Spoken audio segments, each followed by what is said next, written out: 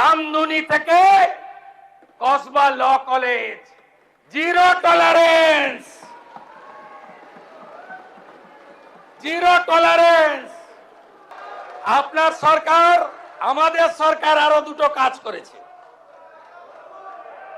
দুটো কমিশন তৈরি হয়েছে, ক্যাবিনেট অনুমোদন দিয়েছে। একটা হলো যত মহিলাদের উপরে, বোনেদের উপরে, কন্যাদের উপর অত্যাচার হয়েছে, justice, retired justice Samapti Chatterjee আর member secretary IPS Damayanti Sen, খুঁজে খুঁজে বার করব। আরজি করের বিচার হবে। গোটা বাংলায় আমাদেরকে জিতিয়ে এনেছে। অভয়ের বিচার দিতে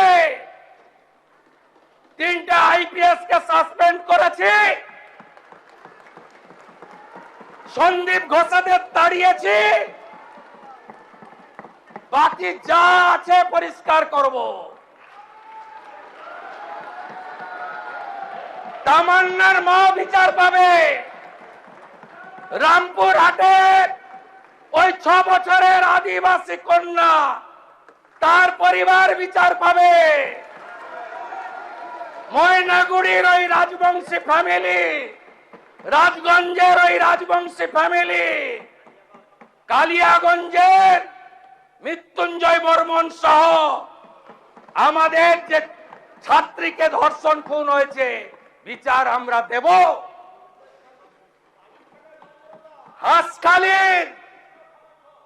হাঁসখালির নমসূত্র পরিবার এইচআরবিসি অফিসে কমিশনের কার্যালয়, তার টার্মস অ্যান্ড রেফারেন্স তৈরি হয়ে গেছে। একটাও করতে দেব না। প্রতি মহকুমায় মহিলা থানা, প্রতি থানায় হেল্প ডেস্ক, আর 112 প্রতি থানায় একটি করে গাড়ি। এখন পুলিশ পৌঁছায় ঘটনার 3 ঘন্টা পরে। ওটা ভারতের মধ্যে লাস্ট পশ্চিমবঙ্গ, আর উত্তরপ্রদেশ গুজরাটে পৌঁছায় 6 মিনিটে। দেখতে থাকুন, দেখতে থাকুন, দেখতে থাকুন কি করছি আমরা।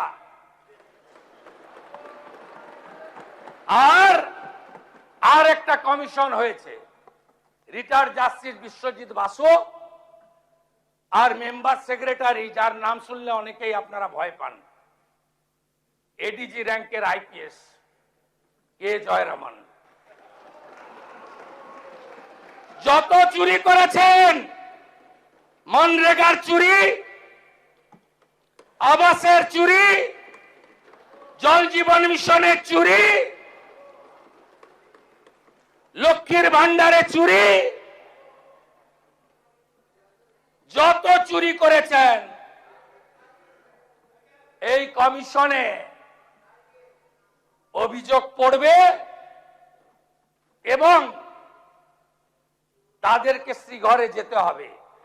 আর আগামী এই সেশনের শেষ দিনে যে আইন আসছে, সেই আইনে সম্পত্তি বাজেয়াপ্ত করে অকশন করার কাজ এই সরকার করবে।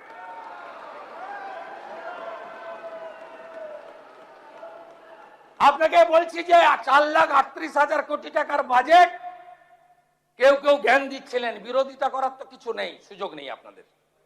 বলছিলেন আসবে কোথা থেকে, কোথা থেকে আসবে জানেন? বীরভূমে পাথরে কি করেছেন জানেন? আপনাদের হাতে ছিল পার্টি, সব ল্যাম্পোস্ট ছিলেন। আসল তো যুবরাজ, আসল তো ভানুয়াতু। প্রতিবাদ করেননি? আমার বুকের পাটা ছিল, আমি প্রতিবাদ করেছি।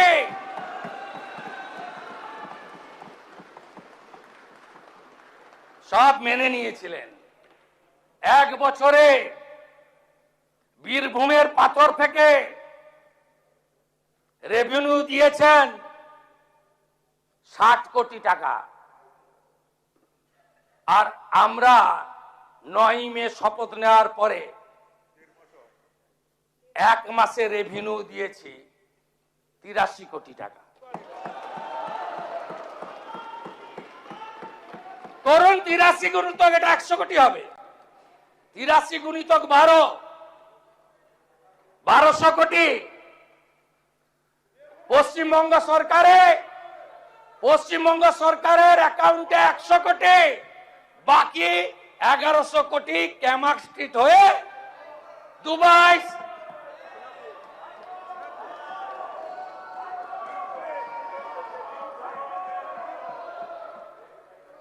ये तो पहले झांकी है, अभी बहुत कुछ बाकी है। অন রেকর্ড যা যা ভুল করে গেছেন, প্রাক্তন পিএইচই মন্ত্রী আছেন, পিএইচই ঠিকাদার কাকদ্বীপের স্টেট ব্যাংকের ব্রাঞ্চ থেকে আইপ্যাকের অ্যাকাউন্টে 10 কোটি টাকা ট্রান্সফার করেছে। ছেড়ে দেবো? আপনি ভেবেছেন ছেড়ে দেব? ছেড়ে আমি দেব না। মানুষ এসব করার জন্য আমাদের জিতিয়েছেন।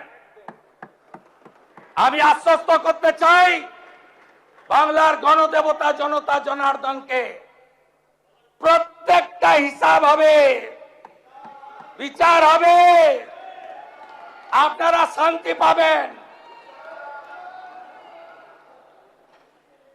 আমি আপনাদের মুখে নিকোপ্লাস লাগাবো না।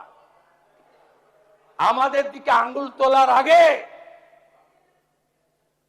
আপনারা যা যা করেছেন সেগুলো বলার পরে আঙ্গুল তুলবেন। কোন ভদ্রলোকের গায়ে কেউ হাত দেবে না।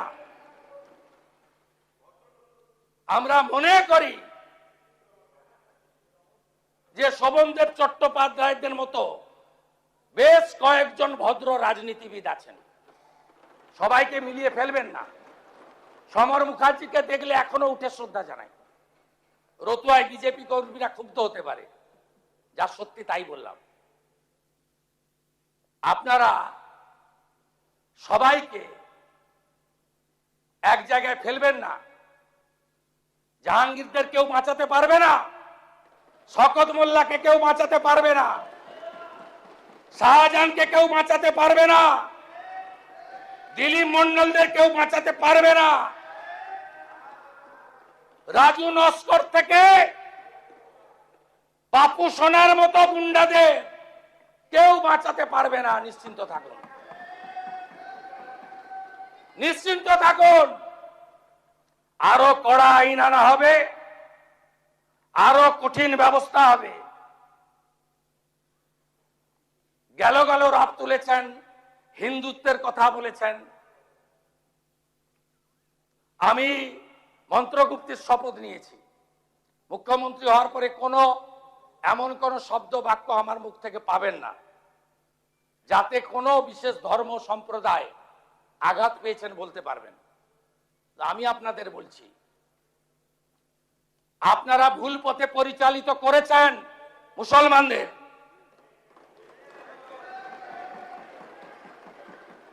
কেন খাজেরি মাদ্রাসায় পাঠাবেন? কেন স্কুল কলেজে পাঠাবেন না? কেন ডাক্তার ইঞ্জিনিয়ার করবেন না? এই প্রশ্নের উত্তর আপনাদের দিতে হবে। আপনাদের নেত্রী প্রাক্তন মুখ্যমন্ত্রী বেলডাঙ্গাতে 3 দিন জাতীয় সড়ক বন্ধ থাকার পরে কেন বলেন ওরা তো শুক্রবার একটু আধটু করবে, আমি কি করব? সমর্থন করেন আপনারা? এনআইএ যাওয়ার পরে প্রাক্তন মুখ্যমন্ত্রী আপনাদের খোঁজ নেয়? তিনি তো শুধু ব্যস্ত তার দাদার বাড়িটা ভাঙলো কিনা, তার ভাইপোটা জেলে গেল কিনা। আপনাদের কথা ভাবে না। এবিপি আনন্দ, এগিয়ে থাকে, এগিয়ে রাখে।